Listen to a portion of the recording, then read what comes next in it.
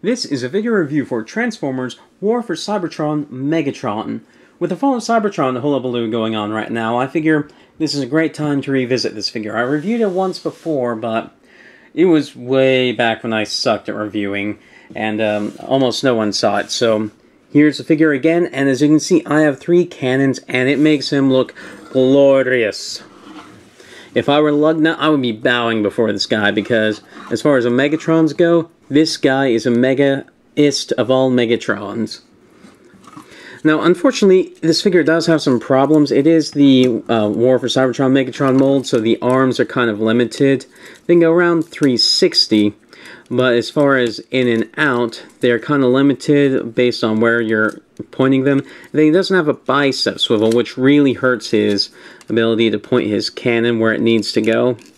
So you do have a joint that can kind of act like a bicep swivel, but you see how it bends it away from the joint, so if you try and bend it down further into this, it doesn't work.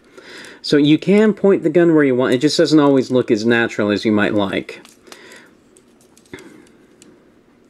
Once you get used to the way the arms move and stuff, it's a bit easier to figure out how to pose him well. It's just, it takes a bit of learning. Like here, if I wanted to get this arm posed or aimed in to the across, you have to do it like this. This is the only way you can do it. You can't just have him bend his elbow or rotate his elbow around to do it. So he does have some problems in the arms. Otherwise, he is an excellent, excellent figure. He's got really nice legs that go forward, back, in, out, rotate above the knee, and bends a lot at the knee. And the best part is he has great feet that go forward and not so far back, but they do go inwards, and they are very long and very wide. So he has excellent balance, almost no matter what you're doing with him. And then this thing's a little bit floppy, but his head can look left and right, and it can't look up more than this, although that may be because of this cannon. He can look up about that much, and he can look down. Now, to transform this guy, I'll show both my transformation and the official transformation. My transformation, in my transformation, he's more of a gun sled, where the guns are the actual runners for the sled, and the actual transformation has him as sort of a tank. And you will notice mine isn't stock, because the stock one has a little thing that pegs over here, but because I wanted the gun to be able to stick onto the back for that, I took it off. Now, transform this guy, fold the feet up, pop this down, rotate that down, and then we will fold these up, hinge these up onto what was his chest, and pop this up out of the way so you won't have to deal with it when you are... And it's all, how everything's close together here makes it kind of difficult to deal with this piece here if you don't pull it out ahead of time. And then fold it over and put it into place, and then you can put the hands away, but I don't, because well, no, I might as well, because I'm not going to go back to the robot mode.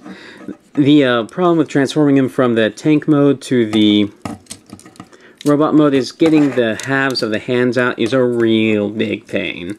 So push those back in, and then we'll rotate these back, and then there's a little peg here and a hole here. It's a screw hole, but it's designed so that it will meet up with that peg on the back of the leg. Push this up, and yeah, this is going to pop off. I'll leave it off until I finish this up.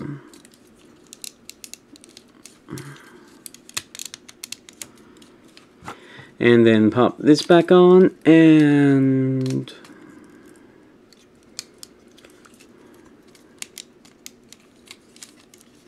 hey, you go back in there.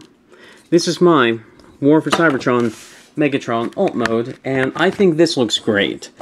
It has a bunch of cannons, looks really threatening, and it doesn't have the same dinky little treads that the normal transformation has. Now, for the normal transformation, you pop these off, And then you'll open up the arms, and then put them out to the side like this so they form treads.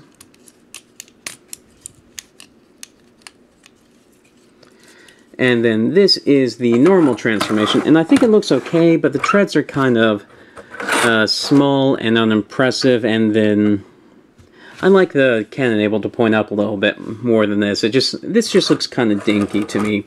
It's not bad, but it's like Megatron looks like he's a bar of soap or something. And then you do have the ability to fold these down like this to give him the hover mode that you had in the game. But I think that looks even more silly, because it's like, what the fuck is it? And I don't mean to be knocking this figure, it's just, I think he's so much better with 3 cannons. Without the 3 cannons, he's still a good figure, and I do recommend him, but if you want to invest in this figure, I recommend getting 3, or at least finding a way to get 3 cannons, because it really does improve the figure a lot. So let me go back to the 3 cannon mode, and we'll end this review.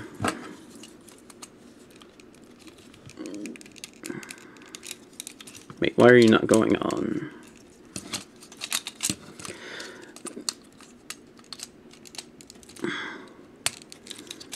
Oh, well, this would be the easiest way to do it.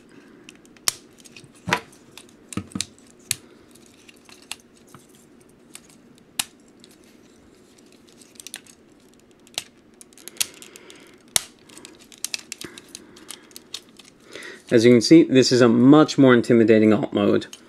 So, yeah, I do recommend this figure. No matter how you get it, I do recommend getting it. And actually, the Takara release looks really good because the plastic is a lot darker and looks more intimidating. But yeah, I do highly recommend this figure, and I can't wait to see what Hasbro does with the Fall of Cybertron Megatron figure. Although that hasn't been revealed yet, so I don't think we know anything about that. But yeah.